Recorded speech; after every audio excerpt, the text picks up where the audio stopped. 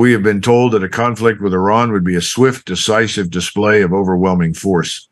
But the reality on the ground is looking less like a victory march and more like a descent into a geopolitical abyss. The assumption that we can simply climb the escalation ladder and dictate when the fighting stops is a dangerous fantasy. In truth, we are seeing the collapse of the myth of escalation dominance. This is not a chessboard where one player holds all the pieces. It is a high-stakes collision where the opponent has a plan to burn the entire house down if they are pushed too far. The off-ramps are disappearing, and the consequences of this miscalculation are about to hit your doorstep, your gas tank, and your bank account. The current strategy relies on the idea of strategic air power alone. We are hearing rhetoric about inflicting the heaviest punishment ever seen, a relentless bombardment designed to force a surrender, but history is a cold, hard teacher on this subject. From the firebombing of World War II to the saturation campaigns in Vietnam, the record is clear. Air power alone does not win wars against formidable adversaries. It can cause immense suffering and destroy infrastructure, but it rarely breaks the will of a nation prepared for the cost. Iran is not a small, isolated target. It is a massive territory with a population twice the size of Iraq and a geography that swallows armies. Believing that a handful of surgical strikes or a week of heavy bombing will lead to regime change is not just optimistic, it is strategically illiterate. We are operating under the delusion that we are the only driver in this vehicle. The administration acts as if they determine the start, the intensity, and the end of the conflict. But the Iranians have a vote, and they are playing a very different game. They have spent decades preparing for this exact scenario, building an arsenal of highly accurate ballistic missiles and drones designed for a target-rich environment. They don't need to defeat a carrier strike group in a traditional naval battle to win. They only need to strike the fragile arteries of the global energy market. The Persian Gulf is the heart of the world's oil and gas supply, and that heart is incredibly easy to pierce.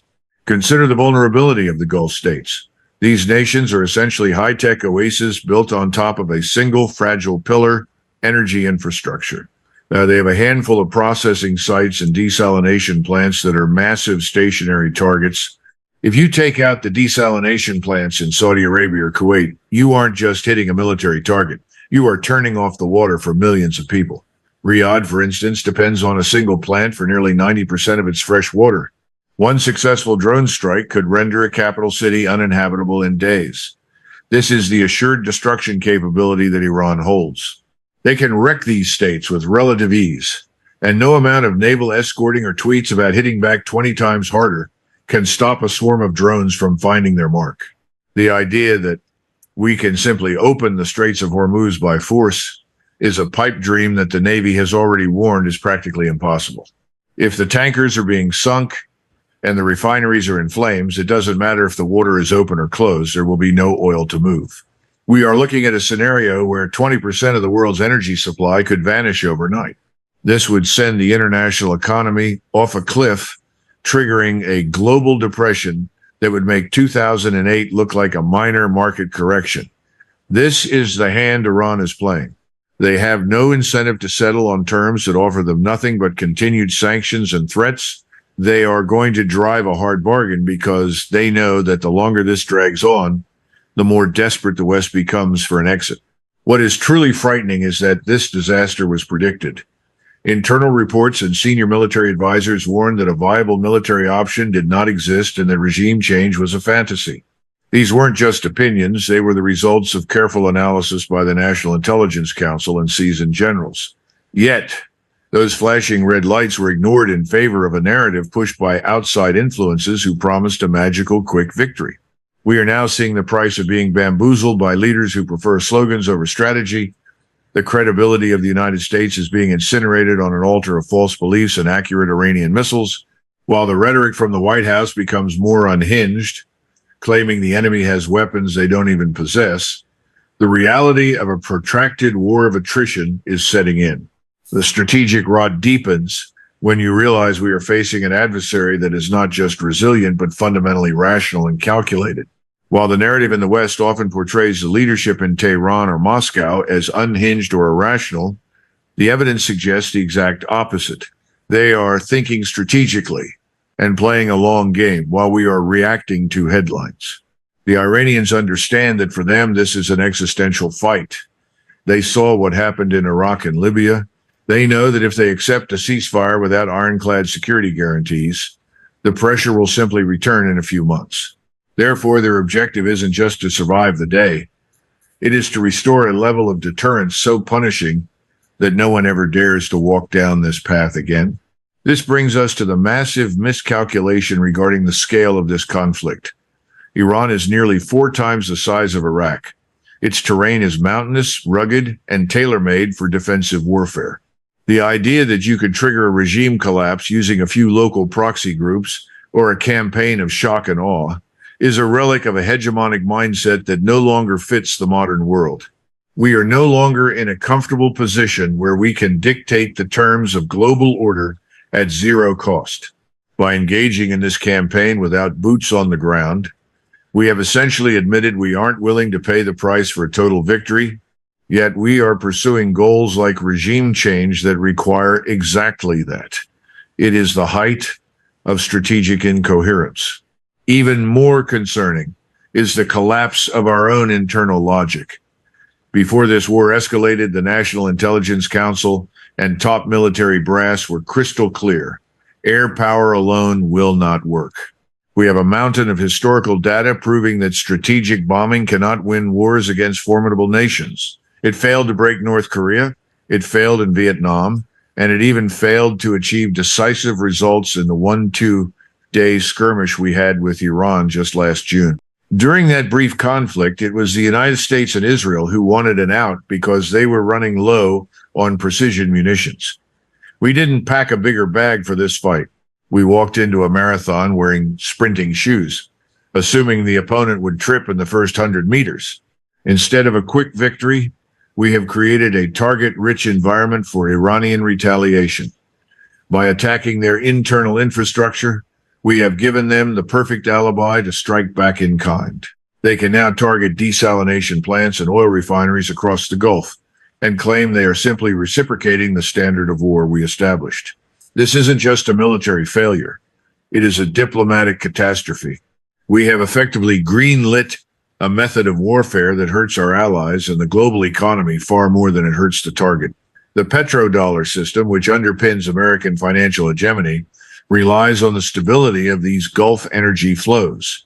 By putting those flows at risk, we are pulling the rug out from under our own feet. Meanwhile, look at who is actually winning for Russia and China. This war is a gift from the heavens. Every Patriot missile fired in the Middle East is one less battery available to defend Europe or deter action in the Pacific. We are burning through our most sophisticated assets to fight a war that doesn't need to happen, effectively self-sabotaging our pivot to Asia and our support for Ukraine. The Russians are already benefiting from the surge in oil prices, and the Indians, facing an energy crunch, are being forced to deepen their trade with Moscow just to keep the lights on. We are inadvertently funding our primary rivals while depleting our own magazines. The level of misinformation coming from the top is perhaps the most dangerous element of all. When leaders start claiming the enemy has Tomahawk missiles or that their nuclear capabilities were erased a year ago, only to be proven wrong by current intelligence, it signals a total detachment from reality. If you don't understand the weapons your enemy has, and you don't understand the strength of their resolve, you cannot formulate a winning strategy. You are simply gambling with the lives of millions and the stability of the global order. We are being led by pictures in a head that bear no resemblance to the maps on the wall. We are witnessing a moment that history books will mark as the day the facade of Western control finally shattered. The assassination of the Iranian supreme leader on the 28th of February, 2026, was meant to be the masterstroke that brought the regime to its knees. Instead, it has triggered Operation Epic Fury, a joint U.S.-Israeli campaign that has, in just a matter of days, turned the Middle East into a furnace and set the global economy on a path toward absolute chaos. We were promised a clean surgical decapitation. What we got was a regional conflagration that has already claimed over 1,000 lives and left the world's most critical trade routes in shambles. The sheer audacity of the miscalculation is staggering. While the Pentagon claims to have degraded Iran's missile capacity by 90%, the reality on the ground tells a much more terrifying story. Hundreds of retaliatory missiles and thousands of drones have rained down across the region, striking not just military bases, but the very heart of the global energy supply. We are seeing Iranian attacks on petroleum facilities in the UAE, Saudi Arabia, Kuwait, and Qatar. This is no longer a localized conflict. It is a systematic dismantling of the Gulf's economic stability. Look at the price of oil. Within days of the opening salvos, Brent crude surged past $100 a barrel for the first time in 4 years, eventually peaking near $115. The Strait of Hormuz, through which 20% of the world's oil passes, is effectively a no-go zone. Iran is reportedly preparing to deploy naval mines, and while the U.S. claims to be cleaning up, the insurance costs alone have brought maritime traffic to a standstill. This is the stagflation trap economists warned about. We are seeing economic activity stagnate while inflation driven by a massive energy shock explodes. For the average American, this isn't just a headline. It is a 17% jump in fuel prices at the pump in a single week. The humanitarian cost is already catastrophic and in many cases unforgivable. Reports confirm that a first-wave strike hit a girls' school near Bandar Abbas, killing 160 young students. While the administration points fingers and calls for investigations, the rest of the world sees a standard of war that has completely eroded any moral high ground the West once claimed. This event, combined with the chaos of stranded travelers and crippled infrastructure, has fueled a wave of anti-Western sentiment that no amount of public relations can fix. Strategically, the United States is now a rogue elephant, trampling through a delicate forest of alliances. We see Russia providing high-quality satellite imagery and intelligence to Tehran, helping them identify the exact locations of U.S. Warships and aircraft. This isn't a secret anymore. The Iranian foreign minister has openly confirmed that their military alliance with Moscow is intact and deepening. Every Patriot battery we move from the Pacific to the Middle East is a win for China. Every dollar we spend on Operation Epic Fury is a win for Russia. We are depleting our own deterrence to chase a ghost of regime change that looks more unreachable by the hour. The most bitter irony is the internal state of Iran itself. Despite the loss of their supreme leader and the selection of Mojtaba Khamenei to succeed his father, the regime has not collapsed. In fact, it has hardened. The Iranian police chief has already issued an ominous warning that anyone seen as supporting the enemy will be treated as an enemy of the state. Instead of a popular uprising to welcome the liberators, we see a country digging in for a protracted, bloody struggle. We struck the shepherd, but the flock didn't scatter, it grew teeth. While the West is blinded by the lights of its own Operation Epic Fury, the rest of the world is watching the birth of a new, lawless era. The irony of the situation is that while we talk about the Iranian regime's instability, the real fragmentation is happening within Europe. We are seeing a continent paralyzed by its own dependency, split down the middle between those who still believe in the old world order and those who see it for the hollow shell it has become. On one side, you have leaders like German Chancellor Friedrich Merz, who has essentially chosen to be a junior partner in this American-led disaster. He recently sat in the Oval Office and nodded along as the administration claimed international law doesn't apply to this conflict. It is a category error of historic proportions, clinging to an Atlanticist structure that Washington itself has already dismantled. Merz even went so far as to call the assassination of Iranian leadership the dirty work that someone had to do. This isn't realism, it's a total abdication of European sovereignty. On the other side, we see the Spanish model. Prime Minister Pedro Sanchez has stood up and unequivocally condemned this war as an illegal breach of international law. He is refusing to allow Spanish bases to be used as launching pads for a conflict Spain didn't start and cannot afford. The administration's response? Threats to cut off trade and a public tirade calling Spain terrible. But Sanchez hasn't flinched. He has realized what the rest of Europe is too afraid to admit. The United States is currently acting like a rogue elephant, and getting too close only guarantees you'll be trampled. This internal European civil war is exactly what our adversaries want. For Vladimir Putin, this conflict is the greatest strategic victory he could have asked for. He is watching the West drain its own munitions, distract its own intelligence, and incinerate its own moral standing. Every Patriot battery diverted from Ukraine to the Persian Gulf is a lifeline for the Russian military. Economically, Russia has become the big winner of the energy crisis. With Gulf oil shipments paralyzed, Russian crude has become a hot commodity, filling Moscow's war chest just as it was starting to feel the strain. And what about the global south?